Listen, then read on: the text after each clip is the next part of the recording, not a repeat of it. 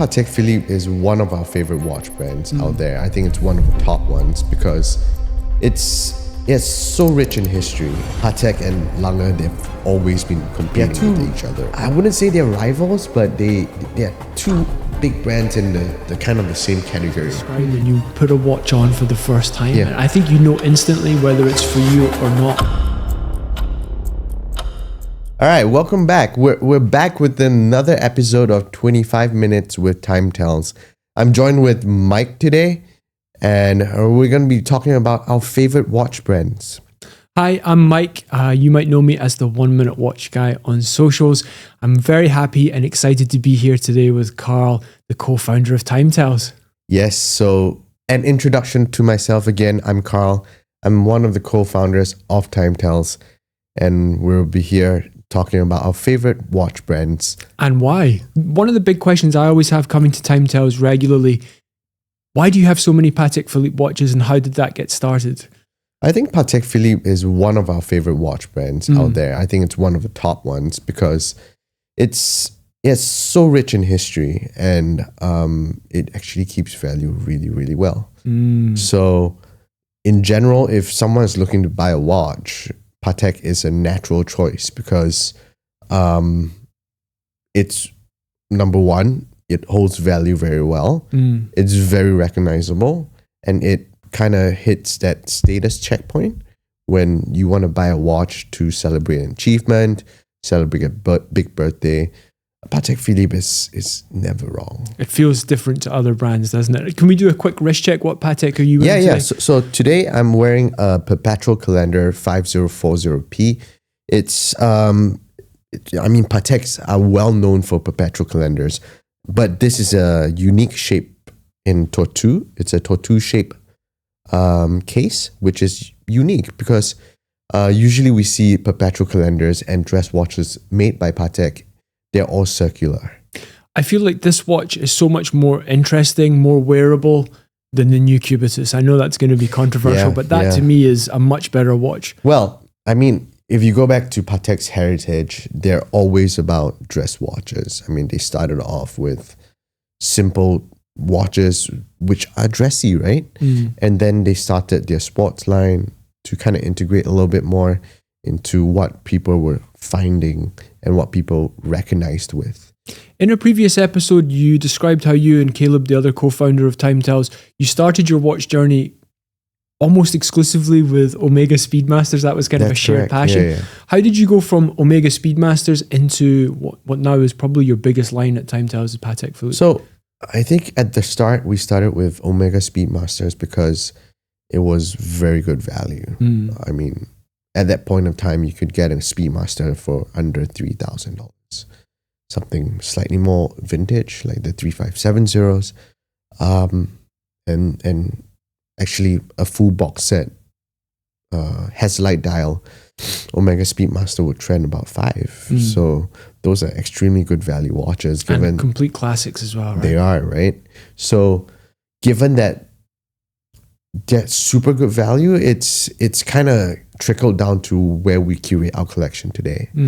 Because the pieces that we have in our collection are extremely good value for whatever you're buying it for, right? I mean, you know our collection pretty well. Yep.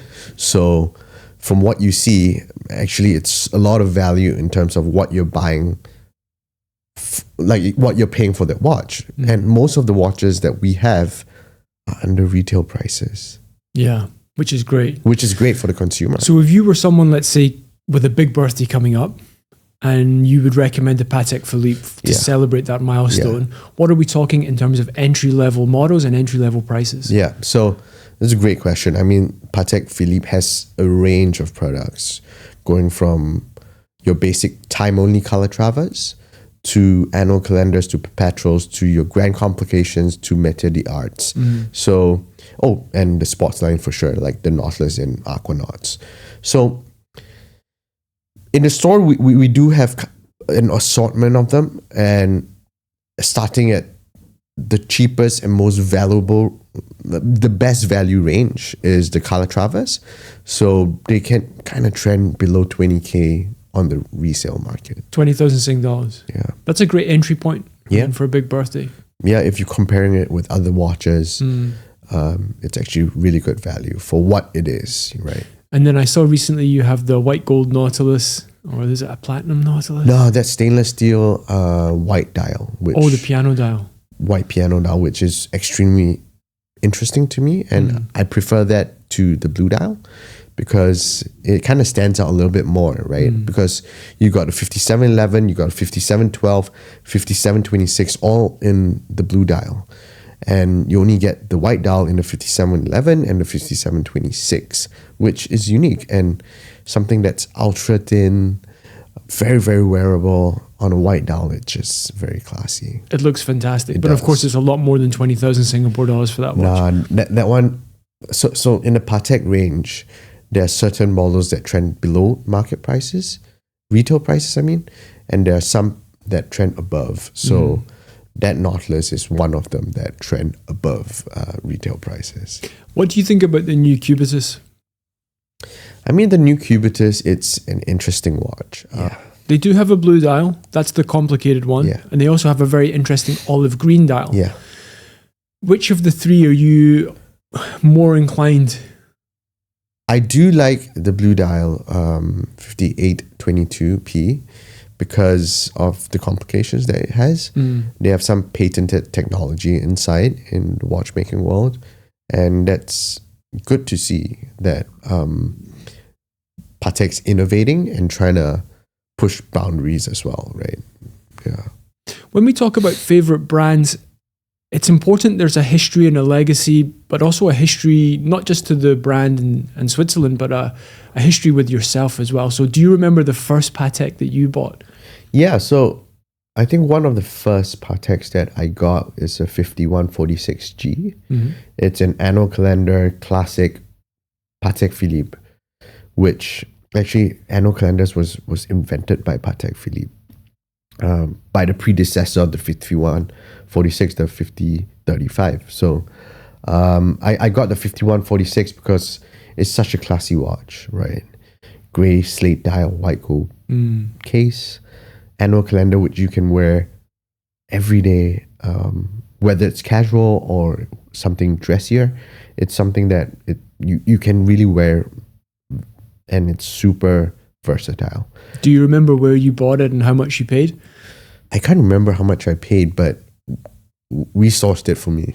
Right. Yeah, for sure. So, I'm a big believer, and I really love annual calendars. So, and for the value that you're getting out of that watch, it's incredible, right? That leads me on to the next question, which is, what's your favorite Patek? Oh, it's a big question. Yeah, it's going to trip you up, I'm sure. Yeah.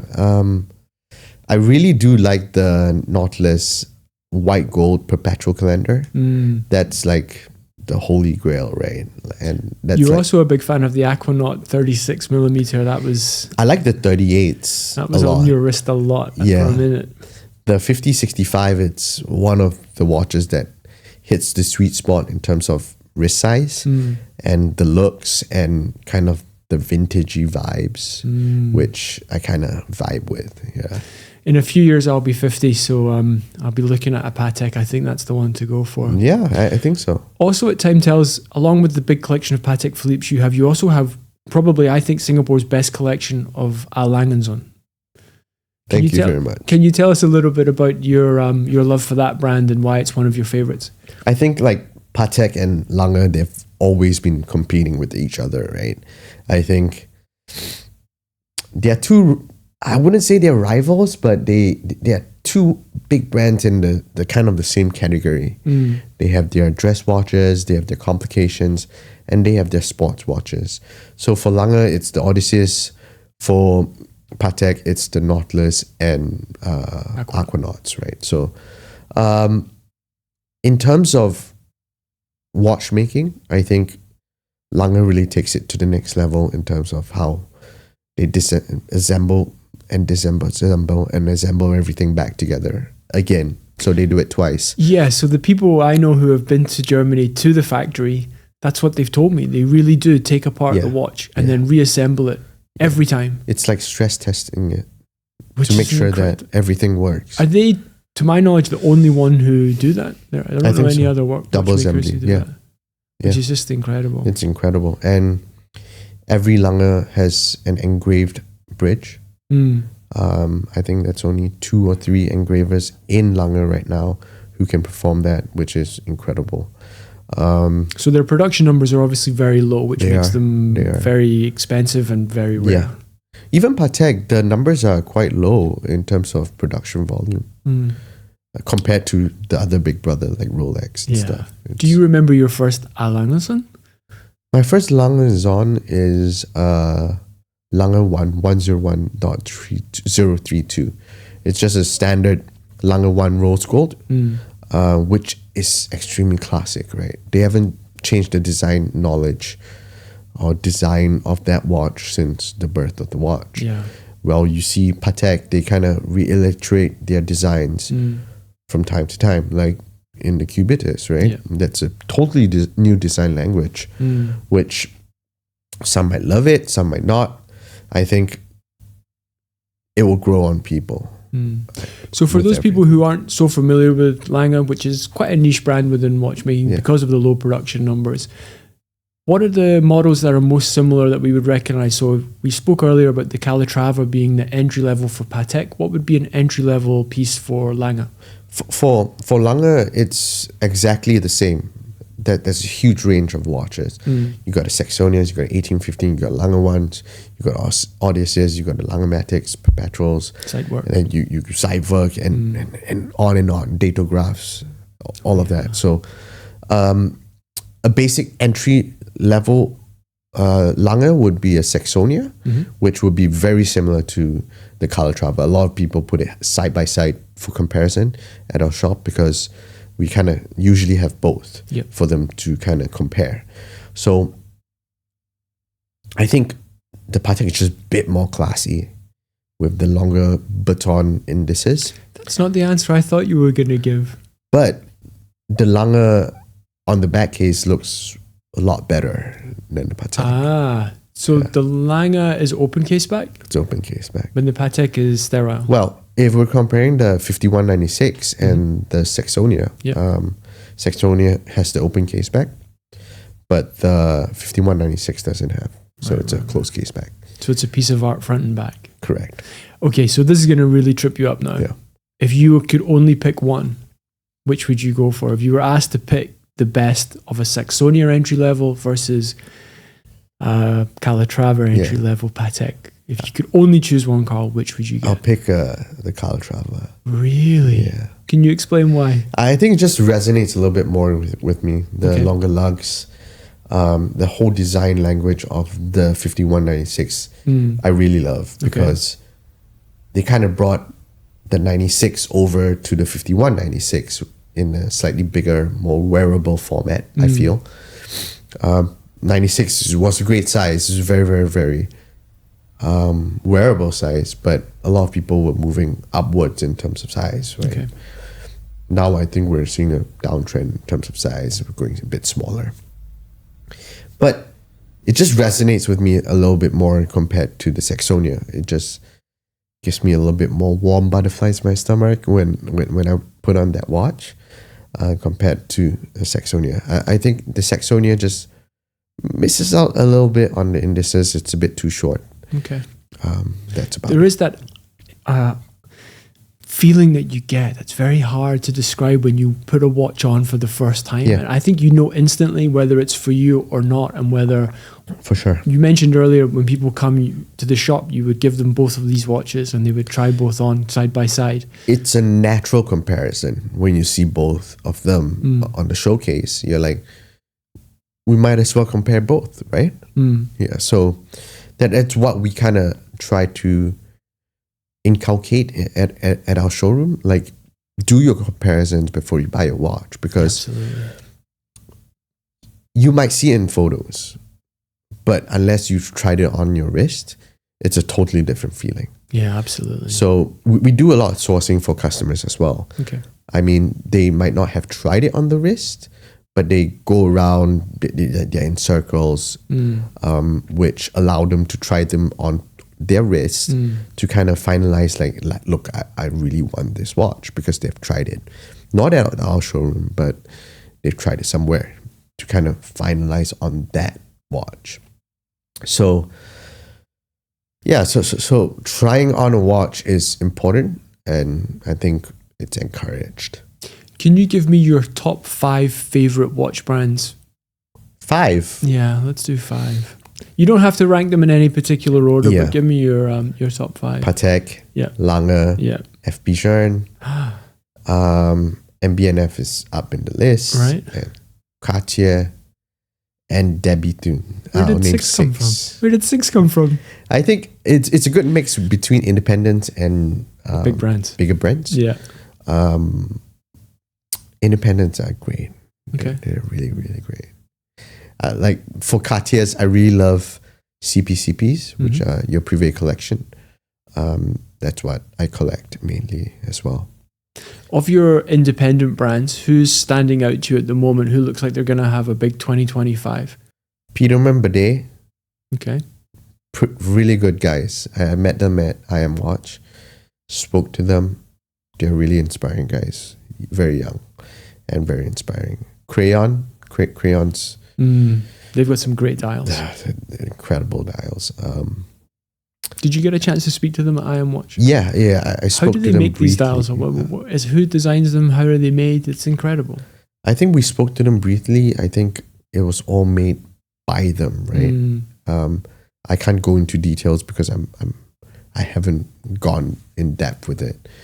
But independent watchmaking is something that is really growing in the general consensus. Yeah. And it's picking up. So On a recent trip to Hong Kong, I saw that they have a Moser boutique, which we don't have in Singapore. I did actually get a little bit jealous in Hong Kong because they do have a few boutiques that we don't have. Yeah. Moser stands out to me. I think they're making some really great stuff. They've got a couple of collabs, a perpetual calendar as well they've just brought out, which is hard because their dials are usually so plain. But they've been able to bring something out which is really interesting. And then they've got a collab with Studio Underdog. Have you seen it? It's a passion fruit. It's a 2-watch collection. I saw it. Yeah. Buy both. Yeah. They're fantastic. It's quite interesting. I think it's really Moser fun. has always gone out the norm, right? They kind of try to be the rebels in the industry. And I like that. We need more rebels. it's quite fun. It's quite interesting to feel.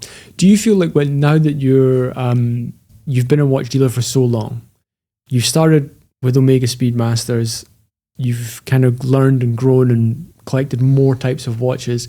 Do you feel any less strongly to the Omega Speedmaster than when you first started? You don't lose that as a favorite brand. You just gain new favorite brands. You don't lose that at all, right?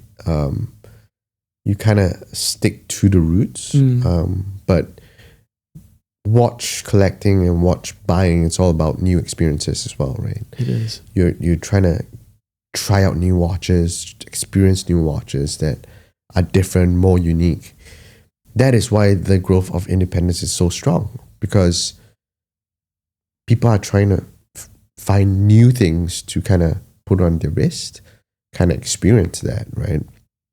So LVMH did an incredible job with their latest release of watches, the whole lineup, Daniel Roth, Georges Genta, even the LVMH watches, it's LV watches, they're incredible. Like, everyone was actually very surprised and very happy that LV did this. I think Daniel Roth is a brand that really speaks to me because of the case shape. We spoke earlier about the shape of the Patek you're wearing. Daniel Roth have that very, very nice square. I love it. Mixed with semicircles. It's incredible. And their tourbillon game is just fantastic. It's fantastic. Like, I think a great purchase by LV Group. I think so too. Previously, Daniel Roth was owned by the Hourglass. No. Oh, yes, it was. Yeah. Yes, Shout out to the Hourglass in Singapore entrepreneurs because that was a great buy because they looked like a dead brand. Yes. And they must have thought we can really do something with this. Well, vintage Ross are always in demand, right? It just depends on how much they're being sold at. Absolutely, It's a vast collection. I mean, from the chronographs to the tourbillons, those are watches that we constantly see on auctions, and they're highly collectible as well because their production wasn't huge as well. And when Daniel Roth was there, he made some incredible inventions, and an additional highlight was Daniel Roth used to be at Breguet, where he kind of developed a lot of watches for them as well. That's a very interesting segue into Breguet, which I know is another one of your favorite brands. They're extremely undervalued and underlooked. That's why we kind of like it as well, because why go for the big boys when you can get a big boy at undervalued prices, right? We put out a video recently on socials about the world's oldest watch brand, and there's some controversy about it. Yeah. I think the way we proposed the question is maybe not the best. I should have said continuous production. Yes, yeah.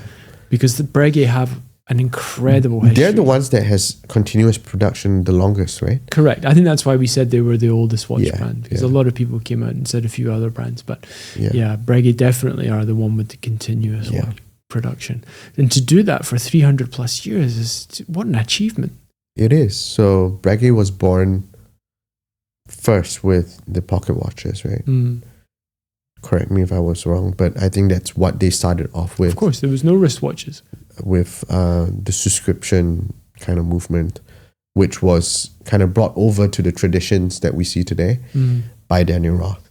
It was the Daniel Roth movement. Oh, wow. Yeah. How much of the heritage of that brand, and any favorite brand of ours, how much of their actual history plays into how you feel about it? Because there are new brands. We mentioned Moser, which is a resurrected brand doing a collab with Studio Underdog. We've mentioned a few other new brands. How much of the history of the brand plays into how you feel about it? It's all about storytelling, right? Even Moser was revived by the kids of the APCO, right? It's all about the story behind the brand.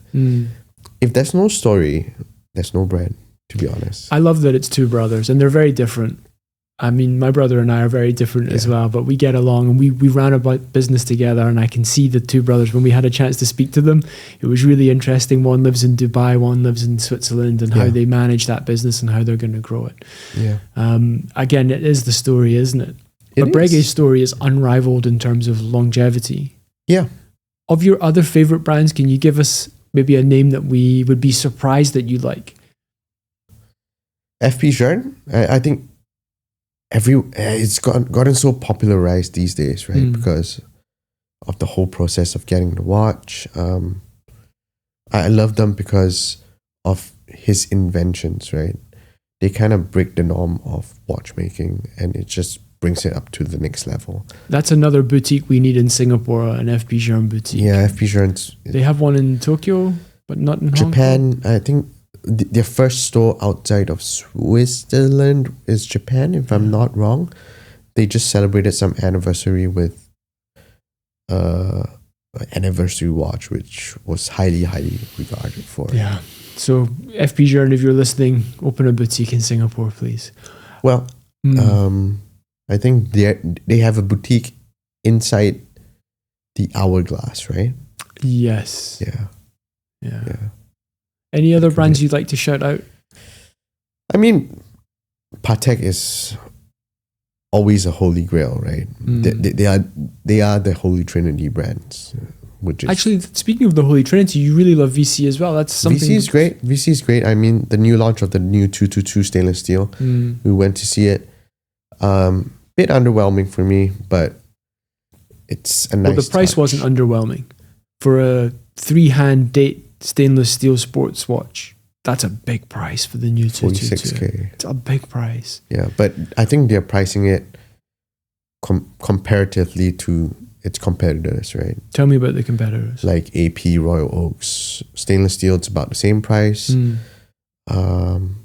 Patek's Nautilus. It's about the same price, which they discontinued actually. Yeah. The 5712 has been discontinued today, like as of last week. It's interesting what Patek is doing in the next run of things. It's going to be interesting because they've discontinued a number of models and just before Watches and Wonders, right? So it'll be pretty interesting to see what they're coming up with.